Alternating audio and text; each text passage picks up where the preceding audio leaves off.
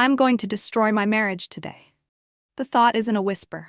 It's a scream inside my head, loud and crystal clear, as I adjust my wedding ring and check my lipstick in the rearview mirror. My hands don't shake. Not anymore. Chicago's winter light cuts through the car window's yawl harp, unforgiving. Everything feels like an edge today. My black Theory blazer is pressed within an inch of its life. My hair pulled back in a sleek knot that says professional, but feels more like a noose. Callum's text glows on my phone. Everything ready? 3 words. So simple, so loaded. I've planned this moment for months. Not the affair hat was spontaneous, electric, a live wire of possibility. No, I've planned the destruction, the unraveling. The moment when everything Rowan believes about our life becomes a beautiful, intricate lie. Marriage is performance art. I learned that from my mother, who smiled through 30 years of quiet desperation. I'm different. I'm choosing my own ending. I park my Volvo in the underground garage of the downtown high-rise where my husband works, where Rowan has no idea his perfectly curated life is about to implode. The elevator feels like a countdown 8th floor, bringing me closer to detonation. 34th floor. Corporate Marketing Department. My domain. The offices smell like expensive coffee and suppressed ambition. Leather chairs. Glass walls. The kind of space where secrets die and careers are born. Sage catches my eye as I walk past. She knows. Of course she knows. Lawyers always see everything, even what people desperately want to hide. Arya, she says. A warning. A plea. Something between a friend and a witness. I smile. The kind of smile that could cut glass. Not a word, I mouth back. My stilettos click against the marble floor. Rhythm, precision, control. Today I'm burning it all down. The morning meetings blur into white noise. Spreadsheets, marketing projections, client presentations. I'm performing, but my mind is elsewhere. Callum's message vibrates again. Lunch? I know what that means. It's never just lunch. My assistant Derek hands me a stack of reports. Everything okay, Arya? You seem different. Different, that's one way to put it. The truth is, I've been living 2 lives for months. Corporate warrior by day, passionate lover by night. Each role perfectly choreographed, each moment calculated. Rowan calls around noon. His voice is distant, professional. Dinner with the Hendersons tonight. Don't forget. I won't forget. But everything is about to change. Sage texts me, be careful. She's the only one who knows the full story. How Callum isn't just an affair, he's a weapon. A carefully selected instrument of destruction. Lunch with Callum is never just lunch. We meet at the Gilt Bar, a dimly lit restaurant where expense accounts and discretion dance together. He's already waiting, looking like he stepped out of a magazine-ethered leather jacket, salt and pepper beard, photographer's hands that have touched too many stories. You're late, he says. I'm never late. Control is my religion. Something's different, Callum observes, sliding a glass of Pinot Noir toward me. His eyes, Kehoe's steel blue eyes that first caught me at a corporate event 8 months ago, 2D me like a complex photograph. He knows. Of course he knows. The affair started accidentally, a photography exhibition, a moment of connection, a spark that became a wildfire. But Callum isn't just a lover, he's a strategy. Tell me about Rowan, he says. I take a slow sip of wine, the sommelier would approve, crisp, calculated, with just enough bite. Rowan is a perfect algorithm. I respond, predictable, controlled, absolutely certain of his world. Not for long. The drive home feels like a countdown. Chicago traffic moves like blood through congested arteries. I navigate the streets with muscle memory, my mind elsewhere.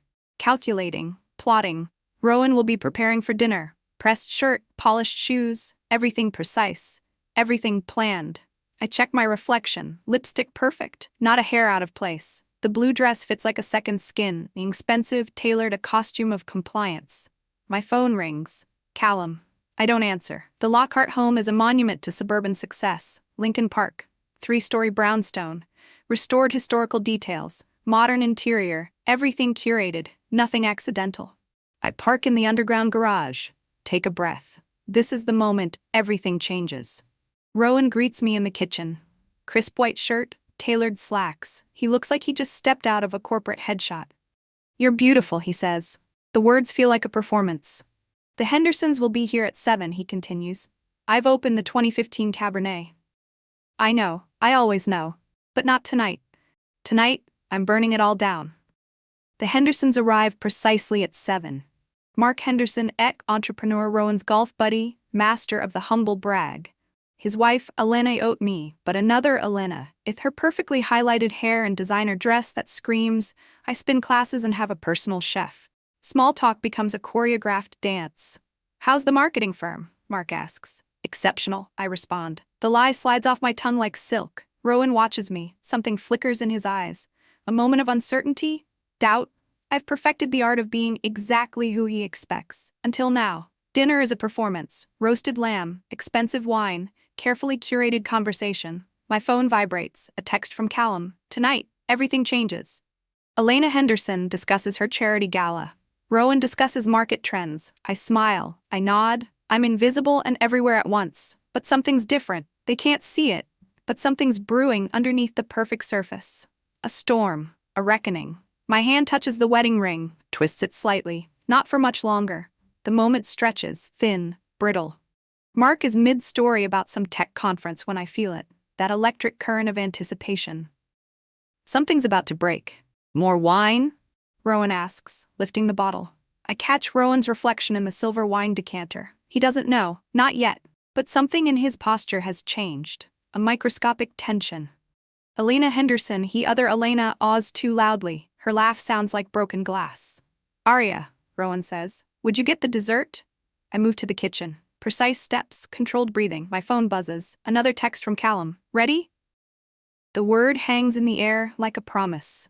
In the kitchen, I open the refrigerator. The cheesecake sits perfectly positioned. Rowan's favorite, always Rowan's favorite. I take out my phone, type 3 words. It starts tonight. Something shifts. The air in the dining room becomes charged like moments before lightning strikes. I return with the cheesecake. My movements calculated. Precise. Mark Henderson is mid-sentence when his phone rings. He excuses himself, stepping into the hallway. Elena atches me. Her smile feels like a knife's edge. Beautiful home, she says to me, but her eyes are searching, probing. Rowan refills wine glasses. His hand trembles. Barely. So slight most would miss it. But I see everything. Mark returns to the dining room. His face is changed. Something's wrong. Everything okay? Rowan asks. Mark's laugh sounds brittle. Corporate stuff, nothing important. But something is very wrong. My phone buzzes. Another text from Callum, now. The single word feels like a detonator. Rowan catches my eye. For the first time in years, I see something beyond his usual controlled facade. Uncertainty. The silence becomes a living thing. Mark Henderson clears his throat. Something's happening. Something beneath the surface. Rowan, he says, we need to discuss something. My husband's hand freezes mid-wine pour. His knuckles go white around the crystal decanter.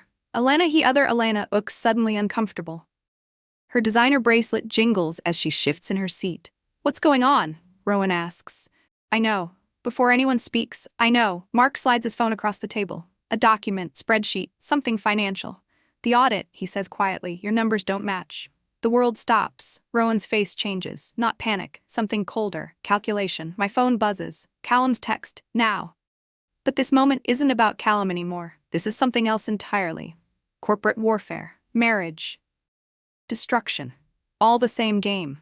The silence becomes a weapon.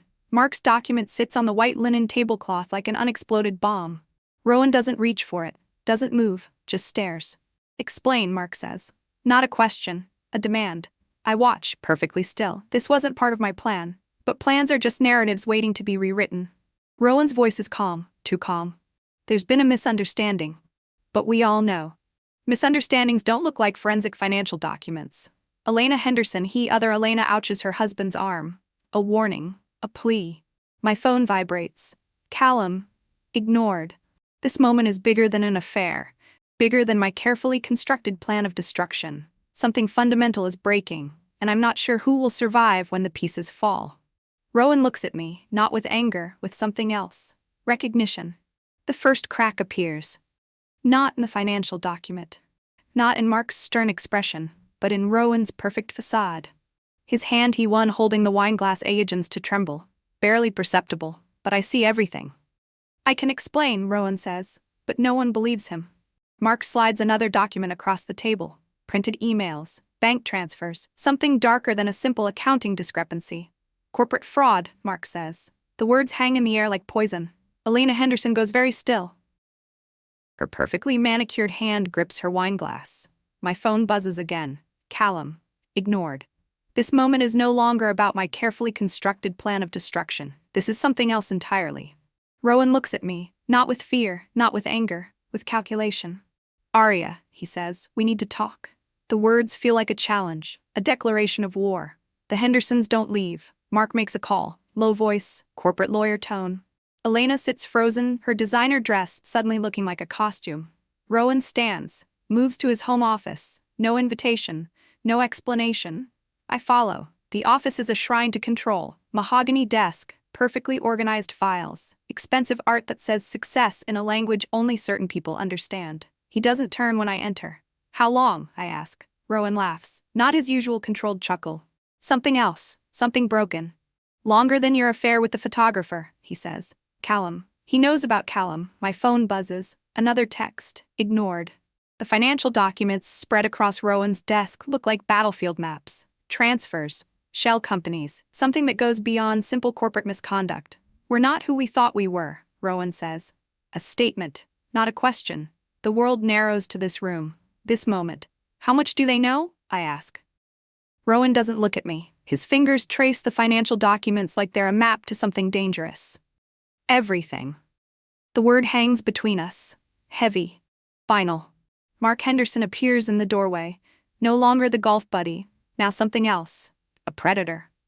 The SEC is involved, he says. My husband, He-Man, I've been married to for 15 years, doesn't flinch, doesn't move, just sits there with the calm of someone who has already calculated every possible outcome. How long? I repeat. Rowan's laugh is something sharp. Broken. Longer than your little affair with Callum. The photographer, my escape, my weapon, suddenly feels small. 3 years, Rowan continues. The offshore accounts, the shell corporations. Mark steps forward, drops another file. Fraud, embezzlement, multiple jurisdictions. My phone buzzes. Callum, again. Ignored.